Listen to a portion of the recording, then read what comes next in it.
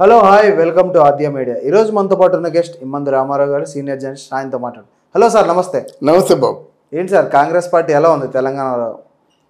తెలంగాణలో కాంగ్రెస్ పార్టీ బాగా ఉందండి. ఎందుకంటే రేవంత్ రెడ్డి తాలూకు నాయకత్వంలో కాంగ్రెస్ పార్టీ పుంజుకుంది. అప్పుడు బీఆర్ఎస్లోంచి వచ్చి కాంగ్రెస్ పార్టీలో కలవడం కూడా దీనికి సంకేతంగా చెప్పుకోవచ్చు.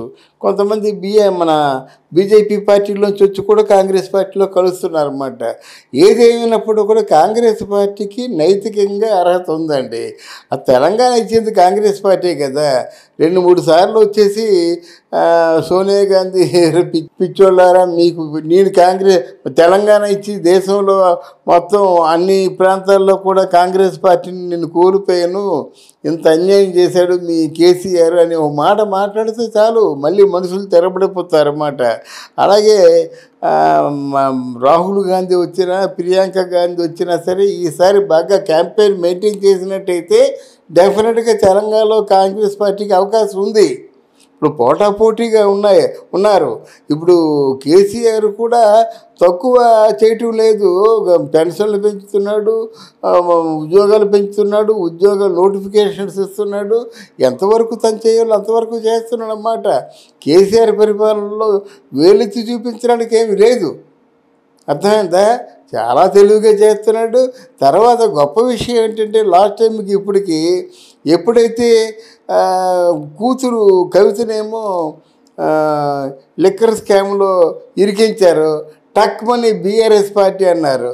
అయినా సరే వాళ్ళు ఎదురు తిరిగారు. ఇప్పుడు ఏమయ్యాడు? ఇప్పుడు కేసీఆర్ లేదు మేము కేంద్రంలో మీరున్నట్టయితే మీకు స్నేహ హస్తం అందిస్తాము, మేము ఒకటి మిమ్మల్ని ఎదిరించే పరిస్థితి కాదు, మీ స్నేహపూర్వకంగా మీరు ఏం చెప్పినప్పుడు కూడా నేను ఏకీభవిస్తా అని చెప్పాడు. అంటే కూతుర్నేమో ఆ ఇరకాటంలో తప్పించాడు. ఆ బీఆర్ఎస్ పార్టీ అని స్థానికంగా చెప్పాడు, అంటే తటస్థంగా చెప్పాడు. ఇప్పుడు మళ్ళీ అంటే తెలంగాణ పార్టీనేమో కొంచెం డెవలప్ చేసి ప్రజలకేమో నోటిఫికేషన్లు ఇచ్చి ఉద్యోగాలు ఇచ్చి ఎన్డీతో డెవలప్ చేస్తున్నాడు అన్నమాట. ఒకవేళ కాంగ్రెస్ పార్టీ వచ్చినా రావచ్చు. అయితే 90% తెలంగాణ పార్టీ వస్తుంది, టీఆర్ఎస్ పార్టీ అదే బీఎస్ఆర్ పార్టీ వస్తుంది. లేకపోతే మాత్రం కాంగ్రెస్ పార్టీ బై ఛాన్స్ వస్తే రావచ్చు. అది బై ఛాన్స్, అంటే బీజేపీ మాత్రం రాదు. ఇప్పుడు కాంగ్రెస్ ఎందుకంటే బీజేపీలోనూ సంజయ్ని ఎప్పుడైతే వాళ్ళు పవర్లో తీశారో కొంచెం డిస్టర్బ్ అయింది ఆ పార్టీ. ఇప్పుడు అయితే ఇటు కాంగ్రెస్ పార్టీ లేదంటే మన భారత రాష్ట్ర సమితి అని చెప్పి తెలంగాణ పార్టీ. ఇప్పుడు కాంగ్రెస్ వచ్చిన మారుతుంది అంటారా సార్? ఇది సిచ్యువేషన్ మారుతాయి అంటారా? ఇప్పుడు కాంగ్రెస్ పార్టీ వస్తే అధికారం కాంగ్రెస్ రావడం ఎలాగండి? కాంగ్రెస్ పార్టీ వస్తుంది అనుకుంటున్నాం, కానీ కాంగ్రెస్ పార్టీ వస్తే మరి సీఎం ఎవరు? కరెక్టే కదా. సీఎం అంటే రేవంత్ రెడ్డి ఏమంటున్నాడు, సీఎంనేమో సీతక్కని పెడతాం అంటున్నాడు. సీతక్కని పెడితే మిగతా ఊరుకుంటారా? కాంగ్రెస్ పార్టీలో ఎప్పటి నుంచో కాటికి కాలు దాచుకొని కూర్చున్న వాళ్ళు ఉన్నారు. హనుమంతరావు ఉన్నాడు, తర్వాత కోమటిరెడ్డి వెంకటరెడ్డి ఉన్నాడు, ఒకేమో ఉత్తమ్ కుమార్ రెడ్డి ఉన్నాడు. ఎంతమంది ఉన్నారండి? మేమంటే కొట్టి చచ్చిపోతారు మాట వీళ్ళందరూ. దాని బదులు అసలు పూర్తిగా వాళ్ళ పార్టీ రాకుండా ఉంటే బెటర్. కానీ కాంగ్రెస్ పార్టీలో అందరూ నాయకులే కదా. మేము పార్టీని నమ్ముకొని జీవితాంతం ఉన్నాం, జీవితాంతం ఉన్నందుకేమో మా పదవులు లేకుంటే అలాగని చెప్పి కొట్టుకు చేస్తారు వీళ్ళందరూ. అందువల్ల బీఆర్ఎస్ పార్టీ రావాలని మనం కోరుకుందాం. ఎలా చేస్తున్నారు సార్ ఇప్పుడు తెలంగాణ బీఆర్ఎస్ పార్టీ ఎలా చేస్తున్నారు? ఇది బీఆర్ఎస్ పార్టీ ఎలా చేస్తున్నారు సార్? అంటే బీఆర్ఎస్ పార్టీ వాడు ఎలాగైనా సరే కేసీఆర్ పరిపాలనా దక్షుడండి. కేసీఆర్కి తోడు కేటీఆర్ అయ్యాడండి. కేటీఆర్ మరికొంచెం మోడర్నైజ్ చేశారన్నమాట. అంటే ఏంటి, పాతకాలం పరిపాలనని యూత్కి అట్రాక్టివ్గా ఉండేలాగా చేశాడన్నమాట. అందువల్ల ఇప్పుడు అంతకుముందు తెలంగాణ రాష్ట్ర సమితి తెలంగాణ పార్టీలో కేసీఆర్ ఒక అట్రాక్షన్ అయితే హరీష్ రావు ఒక అట్రాక్షను. కానీ ఇప్పుడు అలా కాదు. కేసీఆర్ ఒక అట్రాక్షను, హరీష్ రావు ఒక అట్రాక్షను, కేటీఆర్ ఒక అట్రాక్షను. ముగ్గురు 3 ఆకర్షణ శక్తిగా ఉన్నారన్నమాట. కనుక అంత తేలిగ్గా కేసీఆర్ తెలంగాణ రాష్ట్ర సమితి పార్టీని కొట్టలేరు. అది ఇప్పుడు మొన్న హనుమంతరావు గారు టీఆర్ఎస్ పార్టీ నుంచి వాళ్ళ అబ్బాయికి సీట్ ఇవ్వలేదు అని చెప్పేసి హరీష్ రావు గారిని చాలా తిట్టారు సార్. తిట్టి ఆయన పార్టీలోంచి వెళ్ళిపోతున్నాను అన్నట్టుగా అన్నారు. వెళ్ళిపోయాడు ఒకవేళ వెళ్తే ఏ పార్టీలోకి వెళ్తారు సార్? వెళ్ళిపోయాడు కదా, కాంగ్రెస్ పార్టీలోకి చేరాడు కదా. ఇంకా కన్ఫర్మ్ ఇవ్వలేదు సార్. లేదండి, మైనపాటి హనుమంతుడే కదా, అవును సార్. ఆ కొడుక్కి సీట్ ఇవ్వలేదని నీ మీద నుంచి ఉంటానని చెప్పాడు, నోటుకొచ్చిన కూతురు కూర్చాడు. కానీ వాడు మామూలుగా ఆయన మీద అంటే ఇగనిస్ట్గా ఉన్నాడు. వేరే కాంగ్రెస్ పార్టీలో కలిసిపోయాడు. Okay sir.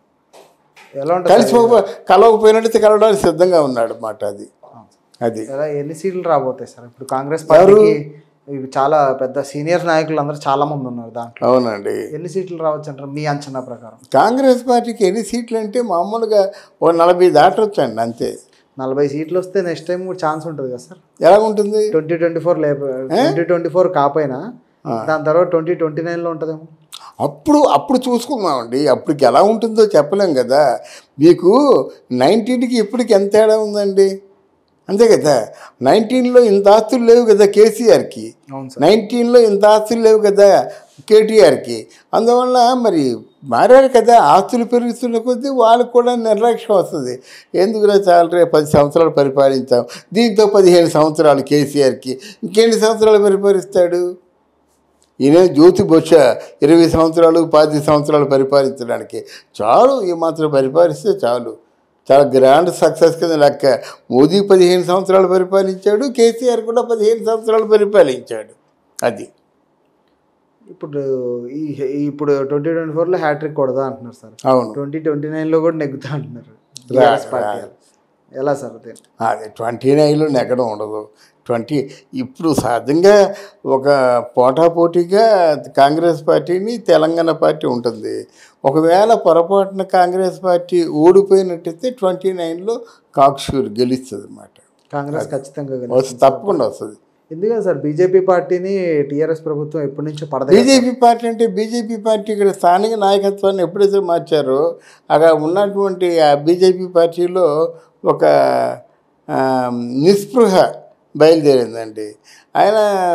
ఆయన కూడా సంజయ్ కూడా బాడాడు. సంజయ్ కూడా కొంచెం డిస్కరేజ్ చేయడం అన్నమాట. నేను కష్టపడి పనిచేశాను, నాకు విలువ ఇవ్వలేదు అనేటువంటి బాధతో ఆయన బీజేపీ పార్టీకి విరుద్ధంగానే ప్రస్తుతం ఉన్నాడు. తగిన ప్లేస్ ఉంటే పార్టీ మారిపోతాడు. అది బండి సంజయ్కి మంత్రి పదవి ఇస్తా అన్నారు కదా సార్? ఏదమ్మా? కేంద్ర మంత్రి పదవి ఇస్తా అన్నారు కదా, ఎంతవరకు? ఇవన్నీ కేంద్ర మంత్రి పదవి ఇస్తే మాత్రం ఎన్నాలండి. ఈ 6 మాసాలకి ఏ మంత్రి పదవి అయితే ఏం చేస్తాడు? చేయడు కదా.